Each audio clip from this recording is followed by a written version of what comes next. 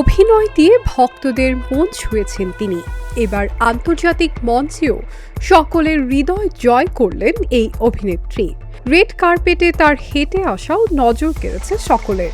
তবে সবচেয়ে বেশি যা আকৃষ্ট করেছে তা হলো বাফটার মঞ্চে আলিয়ার হিন্দিতে নমস্কার বলা, যা অবাক করেছে সকলকে। এমনকি প্রশংসিত হয়েছেন সর্বত্র।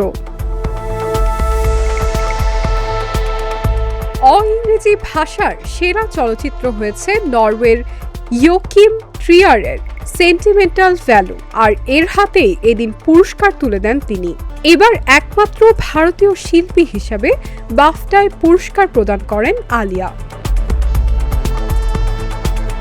লন্ডনের রয়্যাল ফেস্টিভ্যাল হলে বাফটার মঞ্চে দাঁড়িয়ে আলিয়া নিজেকে প্রমাণ করলেন।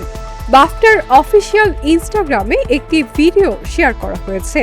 হিন্দিতে নমস্কার বলে শুরু করলেন আলিয়া ভাট। তার দীর্ঘ প্রতীক্ষিত স্বপ্ন পূরণ হয়েছে। এর আগেও আলিয়া তার বক্তৃতা দিয়ে সকলের মন জয় করেছিলেন। মঞ্চে নমস্কার বলার পর আলিয়া বলেন, अगला अवार्ड एक ऐसी फिल्म के लिए है जो इंग्रेजी में नहीं है। আলিয়ার বক্তব্যে মুগ্ধ অনুরাগীরা। নিমিষে ভাইরাল ভিডিও। বাফটার মঞ্চে পোশাকেও তাক লাগিয়েছেন আলিয়া। রূপলি রঙা হলটার নেক গাউনে অনবদ্য রূপ তার। সব মিলিয়ে একেবারে অনন্য রূপ রণবীর ঘরানির। এর আগে মেট গালায়ও এক ঝাঁক তারকার ভিড়ে নজর কেড়েছিলেন আলিয়া, আর এবার বাফটার মঞ্চেও সেই একই চমক।